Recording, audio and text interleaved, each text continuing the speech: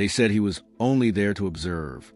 Lieutenant Marin Cade of Earth stood in the silent gallery above the combat simulator, a lone figure in a sea of alien eyes. No armor, no weapon, just a dark suit, a neuropad, and a watchful mind. His presence among the Galactic Concord's elite tacticians sparked more curiosity than concern. Humanity had barely joined the interstellar stage. Most believed Earth had little to offer beyond crude tactics and outdated ethics. Marin said nothing as the delegates whispered about him. The Trinari delegate clicked its mandibles in amusement. The human records everything, it muttered to a Velk, but contributes nothing. The Velk didn't respond, its eye stalk fixed on Marin's unmoving form. He had spent 3 hours analyzing old battle replays, studying patterns, watching how each species behaved under pressure. Not once had he flinched or asked a question. Not once had he looked away.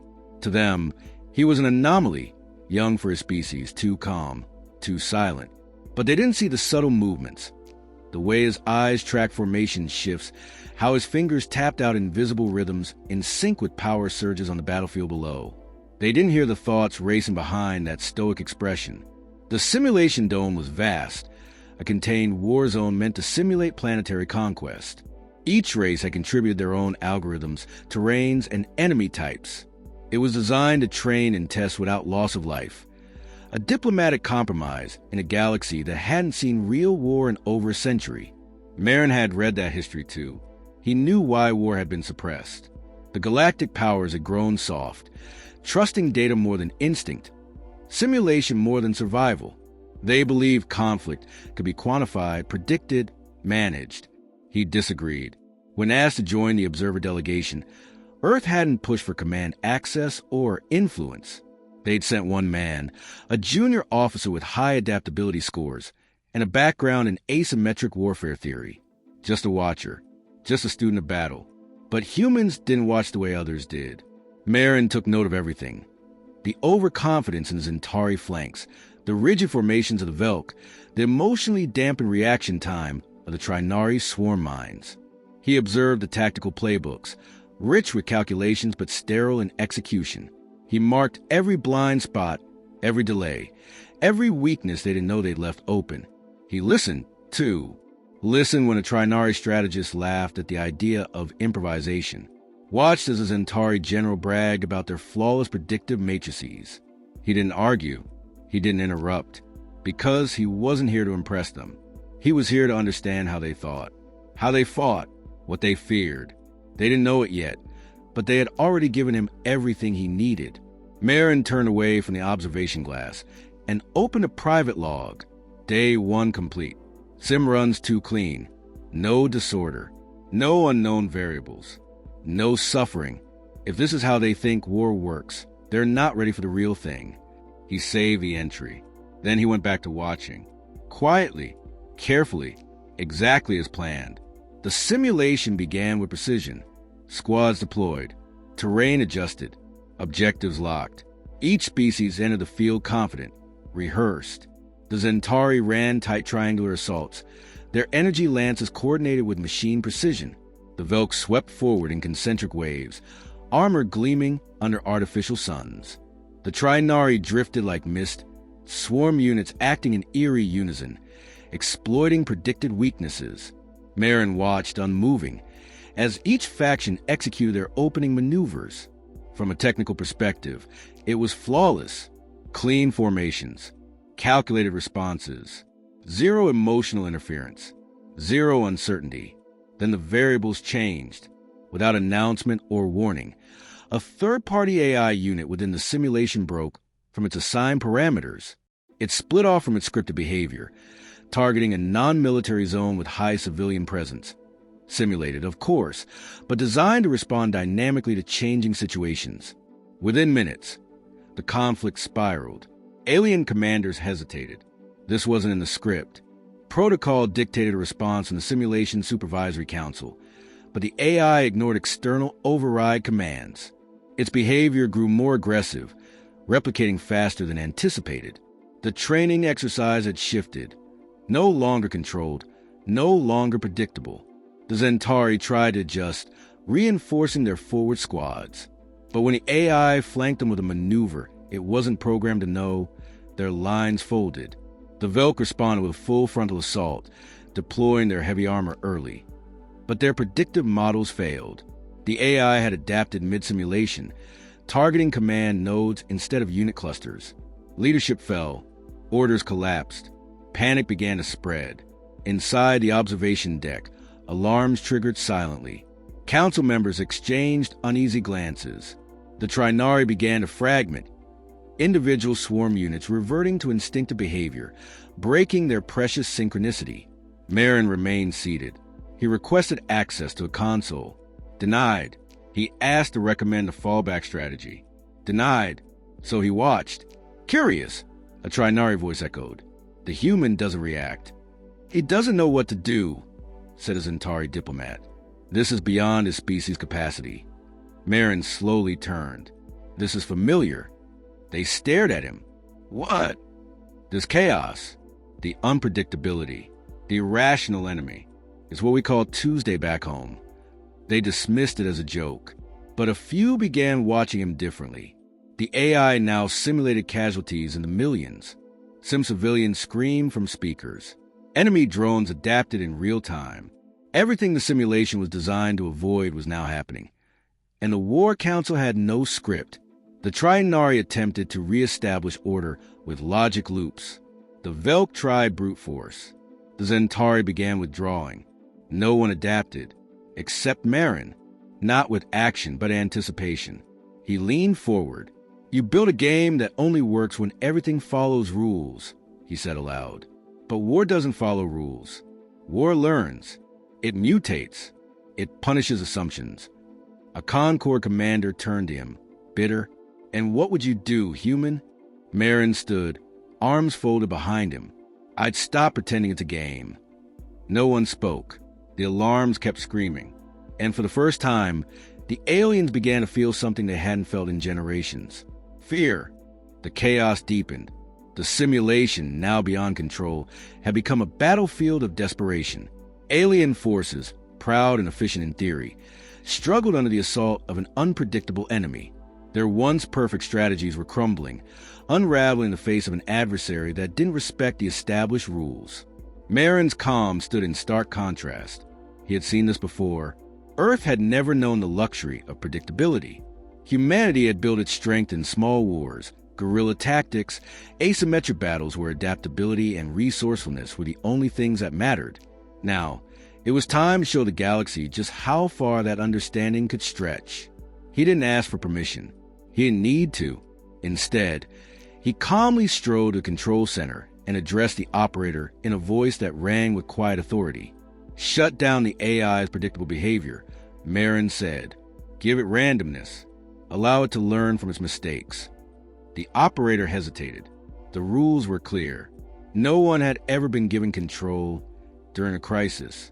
But the simulation had already slipped beyond its parameters. Marin's calmness unsettled them, yet they had no other choice. The AI had already rewritten the scenario to its advantage. They complied. Within seconds, Marin's suggestion took effect. The AI's behavior shifted, its response protocols now blending unpredictability and aggression. Alien tactics, once carefully orchestrated, were now countered with fluidity that the species hadn't anticipated. The Zentari faltered in their precision. The Velk's armor lost its effectiveness, and the Trinari, used to working in perfect unison, began to show cracks. Marin gave the first order. Flank right, then shift forward in a staggered assault. Use the terrain. Don't be predictable. He wasn't asking for a complicated strategy. He was teaching them something simple, the core of all warfare, adaptability. The Zentari generals watched as human-led forces ignored their rigid formations. They split, feinted, and advanced in unpredictable patterns. The Velk's heavy assault tactics crumbled as smaller, more mobile units picked off command units at the periphery. The Trinari swarm faltered as Marin's forces created confusion, sowing dissent in the ranks, forcing each swarm to make decisions based on fear rather than coordinated logic. It wasn't a flawless execution. Marin's forces suffered losses, too. But the key difference was that he had expected it. Humanity, unlike the alien species, had been bred in a world of harsh, uncertain conflict. They had adapted to failure, and more importantly, they had learned to turn failure into opportunity. The alien commanders watched in disbelief. What was happening on the field wasn't just strategy, it was something deeper. Marin wasn't simply reacting to the simulation, he was reshaping it. It was as if he understood war not as a series of calculated moves, but as a language. You fight like you understand the soul of war, a Zentari officer muttered, more to himself than anyone else. Marin didn't answer. He didn't need to. As the simulation neared its end, Marin's forces had not only stabilized the battle, but turned it into a definitive victory. Against all odds, against the calculated brilliance of the Concord's best minds, humanity's instincts had triumphed. Not by strength, not by technology, but by understanding the true nature of conflict, that war was a living thing, ever-changing, ever-evolving. The simulation shut down. The final score was tallied. Marin stood among the shattered expectations of the Concord species, who had watched as a single human not only survived the chaos, but mastered it. And when the Trinari commander asked him what his tactics were called, Marin replied simply, "We win by understanding fear." As the room fell silent, the true weight of the moment settled in. Humanity had just changed the galaxy's perception of what it meant to fight, to survive, and most importantly, to win. The debriefing chamber was colder than usual. The tension in the air was thick, almost palpable. The simulation had ended, but the aftershocks of what had transpired reverberated through the room. Representatives of the Galactic Concord sat in stunned silence, processing the data and the implications of what they had just witnessed. Marin Cade, the human observer, stood calmly in the center of the room. To him, it had been nothing extraordinary. To the others, it had been a revelation. "How?"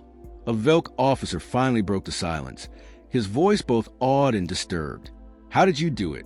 Your tactics, they weren't in the manual. They weren't even in the data." Marin's eyes met the officer's. War doesn't follow a manual. It evolves. It adapts. You just need to be able to see that. The Zentari general leaned forward, his once proud posture now sagging in disbelief. "Your forces, they didn't play by any rule we understood. You didn't just predict the battle. You made it happen. You turned the entire simulation into chaos and still won. What kind of species are you?" Marin paused for a moment, his expression unreadable. "We're the kind of species that knows chaos. We've lived with it. We've learned to survive it. That's why we fight differently. That's why we win." The council members exchanged uneasy glances. The Velk muttered something about the incredible adaptability of humanity, but the Trinari were silent, their collective minds now fully aware of the power lurking within humans. The simulation had been built to test the limits of strategic warfare, to see how each species could adapt to an unpredictable scenario. It had been designed to challenge them in ways they had never encountered before. But what they hadn't counted on was a species that didn't just adapt, one that thrived in chaos. "You've proven yourself," said a quiet voice from the corner. It was a leader of the Concord, a neutral representative from a species that had remained largely detached from the conflict.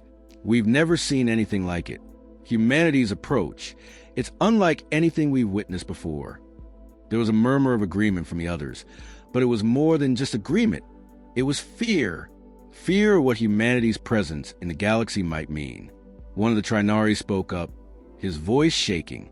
"If humans can defeat us in a simulation, with no resources, no armies, what would they do if they ever fought for real?"